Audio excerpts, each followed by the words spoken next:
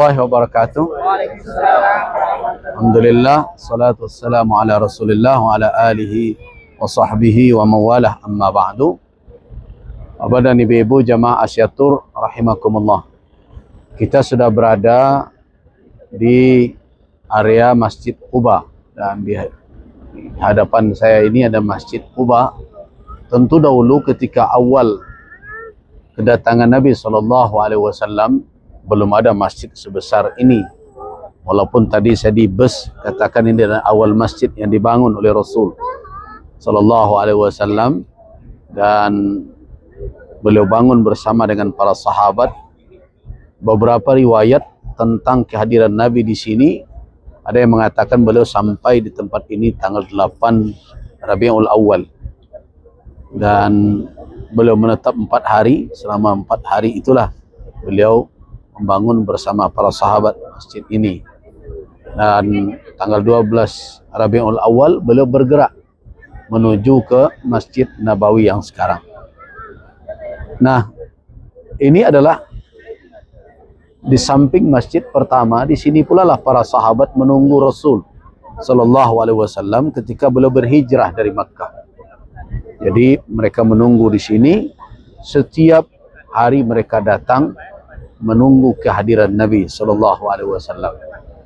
Dan setelah Nabi sampai di tempat ini, beliau bermalam di tempat ini. Daerah ini dahulu boleh dikatakan perkampungan kabilah Bani Amru bin Auf namanya. Jadi kabilah Bani Amru bin Auf. Jadi Masjid Quba ini dibangun di tanah kabilah Bani Amru bin Auf. Nama sahabatnya Kulsum ibn al-Hidam. Jadi Kulsum ibn al-Hidam itu yang memiliki tanah ini. Jadi ini tempat pembersihan kurma setelah dipetik, kemudian dipisahkan dari yang tidak baik, kemudian dari berbagai macam yang tidak perlu. Nah, di tempat itulah nanti dibangun Masjid Quba. Kemudian masjid ini terus tentu dikelola oleh Bani Amru bin Auf. Dan Nabi SAW ketika awal-awal keberadaan beliau di kota ini, beliau tidak rutin atau tidak terlalu sering datang ke Quba, kecuali setelah ada satu peristiwa. Nah, ini yang menjadi catatan penting kita. Ketika di akhir-akhir dakwah Nabi SAW di kota Madinah ini, yaitu sebelum peperangan Tabuk, ya, sebelum perang Tabuk terjadi, sekelompok orang-orang munafik sengaja membuat masjid. Tujuan mereka adalah untuk menandingi Masjid Nabi dan Masjid Quba, karena ini masjid ramai dipakai oleh para sahabat. Orang-orang munafik tidak senang melihat masjid ramai. Nah, akhirnya mereka buat masjid. Untuk apa gunanya masjid itu? Gunanya adalah untuk, yang pertama adalah untuk menandingi Masjid Rasul dan masjid-masjid yang dibangun oleh Rasulullah dan para sahabat, untuk memecah belah persatuan orang-orang beriman, tentu untuk menyebarkan kekufuran yang ada di dalam hati mereka. Karena orang munafik itu orang yang menyembunyikan kekufuran tapi pura-pura beriman. Nah, mereka pengen punya tempat khusus supaya mereka bebas merancang berbagai cara untuk memusuhi Rasulullah dan dakwah beliau. Nah, masjid itu mereka buat di dalam kota Madinah atas arahan seorang musuh besar Nabi, yang dahulu ketika dia awal Nabi datang di tempat ini, ketika Nabi awal datang, dia telah memusuhi Rasulullah. Tapi dia tidak mendapat tempat, akhirnya dia pindah ke Makkah, lari ke Taif, dan akhirnya lari ke Romawi, ke Syam. Di sana dia bergabung dengan orang-orang Nasrani, dengan orang-orang dari kerajaan Romawi Timur, yang sekarang pusatnya Istanbul itu. Nah, itu dahulu namanya adalah Konstantinopel. Nah, dari sanalah dia mengendalikan gerakan di dalam. Jadi hati-hati saja. Umat Islam ini kalau tidak hati-hati kadang dihancurkan oleh orang-orang yang ada di dalam tubuh umat ini, tetapi mau dipakai oleh orang luar. Nah, itu sudah terjadi di zaman Nabi. Yang jadi otaknya atau yang jadi aktor intelektualnya adalah Abu Amir, ada di wilayah jauh di sana di Syam. Tetapi yang menjadi eksekutornya adalah orang-orang munafik yang ada di dalam kota Madinah. Mereka bangun masjid. Setelah mereka bangun masjid, datang mereka kepada Nabi SAW memohon agar Nabi mau solat di masjid yang baru mereka bangun. Kalau bahasa sekarang ya peresmian lah kira-kira, dengan solat di tempat itu. Ketika itu Nabi hendak berangkat pergi perang Tabuk. Nah kata Nabi, baik, saya kembali insya Allah, kalau saya kembali dari Tabuk selamat, saya akan solat di masjid itu. Janji Nabi. Dan selesai Nabi dari Tabuk, beliau ingat janji itu. Dan beliau lepaskan baju perang beliau, dan beliau sengaja hendak pergi ke masjid yang dibangun oleh orang-orang munafik tersebut. Tapi Jibril alaihissalam turun ketika itu, membawa firman Allah Subhanahu wa taala. Nanti sekarang kan tidak punya Quran ya, lihat nanti surah At-Taubah ayat 107 atau 108 itu nanti dilihat, pelajari itu dengan baik. Di situ Allah katakan, walladzina ittakhadhu masjidan dirara wa kufran wa tafriqan bainal mu'minin wa irsadan liman haraballaha wa rasulah. Dan mereka yang menjadikan masjid untuk dirar, untuk berbuat kemudaratan, bukan untuk berbuat maslahat. Karena niat mereka Allah Maha tahu. Mereka mungkin bisa berucap macam-macam di hadapan orang kepada Nabi mungkin, tetapi Nabi SAW diberitahukan oleh Allah Subhanahu wa taala niat yang tersembunyi di dalam hati mereka membuat masjid itu. Kata Allah, diraran. Yang kedua, kufran. Untuk apa? Menyatakan sebenarnya kekufuran mereka, memperkokoh keingkaran mereka di masjid itu. Kemudian tafriqan bainal mu'minin, untuk memecah belah antara orang-orang yang beriman. Wa irsadan liman haraballaha wa rasulah, dan mereka menghimpun kekuatan untuk apa? Untuk memperkokoh siapa saja yang mau memerangi Allah dan Rasul. Nah, apa kata Allah? Mereka wala yahlifunna, mereka berani bersumpah. Jadi orang berbuat jahat ini juga tidak takut bersumpah. Kita yang harus hati-hati. Mereka berani bersumpah. Apa isi sumpah mereka? In aradna illal husna. Kami hanya ingin berbuat baik. Jadi mereka datang ke Nabi, ya Rasulullah, kami buat masjid lagi. Karena masjid engkau kadang jauh, hari hujan, jadi susah datang ke sana. Ada yang tua-tua yang nggak bisa ke sana. Berbagai macam alasan. Kami ingin kebaikan saja. Ingin menolong dakwah, berbagai macam. Sampai mereka bersumpah. Wala yahlifunna in aradna illal husna. Tetapi Allah Subhanahu wa taala Maha tahu isi hati mereka. Apa kata Allah Subhanahu wa taala dalam ayat itu? Wallahu yashhadu. Allah bersaksi, innahum lakadzibun. Mereka itu para pembohong. Artinya bukan sekali itu saja. Kita juga harus melihat track record orang. Kalau sudah berbohong sekian kali, kita juga yang percaya itu bukan orang berbohong yang pintar, kita yang kurang nalar namanya itu. Nah, Allah katakan lakadzibun, bukan yakdzibun. Tapi mereka itu adalah para pembohong. Artinya al-kidz, kebohongan itu melekat menjadi pakaian mereka, menjadi kebiasaan mereka. Nah, artinya apa? Nabi SAW tidak diizinkan oleh Allah Subhanahu wa taala hadir atau meresmikan masjid tersebut. Lihat ayat 108-nya, apa kata Allah? Nah, di situ kata Allah Subhanahu wa taala, la taqum fihi abada.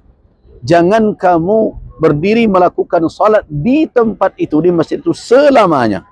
Jadi masjid ini tidak bisa dipakai. La taqum fihi abada. Nah, kemudian sebagai gantinya, kalau kamu ingin datang ke suatu tempat untuk beribadah, masjid mana? La masjidun ussisa ala taqwa min awwali yaumin. Sesungguhnya masjid yang dibangun di atas ketakwaan semenjak awal hari kedatanganmu, ahaq, lebih berhak antaquma fi, untuk engkau berdiri melakukan salat beribadah di tempat itu. Nah, kenapa? Alasannya adalah fihi rijalu yuhibbuna ayyatatahharu. Ini bertolak belakang dengan masjid yang dibangun oleh kaum munafikun itu. Di masjid yang pertama engkau bangun, orang-orangnya, jamaahnya adalah orang-orang yang ingin membersihkan diri. dari kesyirikan, dari kemaksiatan, dari kekufuran. Sedangkan masjid yang dibangun oleh kaum munafik itu malah untuk berbuat kekufuran, untuk memperkokoh kesyirikan. Jadi perlu juga kita kalau mau bergabung dengan jamaah bersama, lihat-lihat jamaah yang mana. Kalau jamaah itu menegakkan tauhid, menjaga nilai-nilai Islam, silakan. Tapi kalau di situ tiap sebentar diajak berjoget, ya kan? Nah, itu bukan jamaah kita itu. Jadi jangan asal gabung saja. Ini perlu direnung-renungkan ini, peristiwa ini. Nah, ketika Allah katakan la takum fihi abada, selamanya tidak boleh solat di tempat itu, apa perintah Nabi SAW? Beliau batalkan untuk datang ke masjid itu, beliau perintahkan sahabat runtuhkan dan bakar masjid tersebut. Nah, jadi kalau pernah membaca sejarah, ada disebut Masjid Dirar namanya. Masjid Dirar, masjid yang dibuat untuk memunculkan atau untuk menjadikan ada kemudaratan di tengah umat, itulah Masjid Dirar yang dibangun kaum munafikin. Jangan dicari pula sekarang, memang nggak ada lagi. Nah, sudah diruntuhkan dan dibakar. Nah, semenjak itulah karena Allah katakan la masjidun ussisa 'ala taqwa min awwal yaum, sesungguhnya masjid yang dibangun di atas ketakwaan di awal kedatanganmu, ahak, lebih berhak engkau jadikan tempat salat. Nah, semenjak itulah Nabi rutin ke Kuba. Makanya saya nukilkan hadis beliau kadang masyian, berjalan kaki. Sekarang untung sudah dibuat pedestrian roadnya, jalan pejalan kaki. Jadi kalau lurus saja kita ke sana, ternyampainya di mana? Nyampainya di Masjid Ghamamah. Nah, besok kita, kapan ya besok ya? Ya masih sempat, kita jalan lah besok pagi atau apa. Nah, kita pagi ke Ghamamah. Nah, karena bapak-bapak nanti kan ada diganti ya. Kemarin kami bapak lewat saja. Nah, diulang lagi. Alhamdulillah dapat lagi apanya, tasrihnya. Nah, kemudian, nah setelah Nabi tidak diizinkan salat di Masjid Dirar tersebut, akhirnya beliau perintahkan diruntuhkan dan dibakar, dan beliau rutin ke sini. Dan kebiasaan beliau adalah di hari Sabtu. Tapi bukan berarti hanya khusus hari Sabtu berziarah. Boleh saja di hari lain. Kebiasaan Nabi, kadang beliau rakiban, berkendaraan, menunggangi kendaraan beliau, kadang beliau berjalan kaki ke tempat ini. Nah, itulah Masjid Quba. Adalah orang-orang yang betul-betul ingin membersihkan diri dalam iman mereka dan amal mereka. Nah, itulah Masjid Quba. Jadi masjid-masjid kita yang ada di berbagai tempat harus kita jadikan seperti Masjid Quba ini falsafahnya. Ya, orang sekarang kan cerita falsafah sering ya. Jadi filosofisnya bagaimana? Bangun masjid di atas ketakwaan, dan orang-orang yang mengelola dan mengisinya harus orang-orang yang ingin membersihkan dirinya. Nah, itulah masjid terbaik. Jadi kalau orang berbicara tentang masjid terbaik, apa konsepnya? Dibangun di atas takwa, jamaah, pengelolanya betul-betul adalah orang-orang yang ingin membersihkan dirinya dari baik batinnya, imannya, dari segala noda kotoran, kufur, syirik, dan seluruh keyakinan-keyakinan yang bertentangan dengan tauhid. Nah, kemudian juga harus membersihkan diri dari kemaksiatan. Nah, itulah masjid terbaik. Di dua konsep kan sederhana, tapi lengkap. Islam memberikan petunjuk. Bangun di atas takwa, jadilah di dalamnya siapapun orang yang ada di dalamnya, pengurusnya, pengelolanya, jamaahnya, imamnya, seluruhnya adalah orang yang ingin yatatahharu. Nah, apa kata Allah di penutup ayat 108? Allah yuhibbul mutahhirin. Nah, jadi karena itu pelajaran. Kemudian ada sedikit sebelum kita ke bus, itu tadi ada orang-orang berdiri di sana ya, di tempat yang ada bulatannya itu. Nah, itu di bawahnya sumur dulu. Nah, sumur, iya, sekarang bulat ditutup. Ada beberapa sumur yang sering yang dikaitkan dengan Nabi SAW. Jadi kalau ada yang pernah mendengar sahabat-sahabat yang dijamin masuk surga, ya itu yang di depan itu.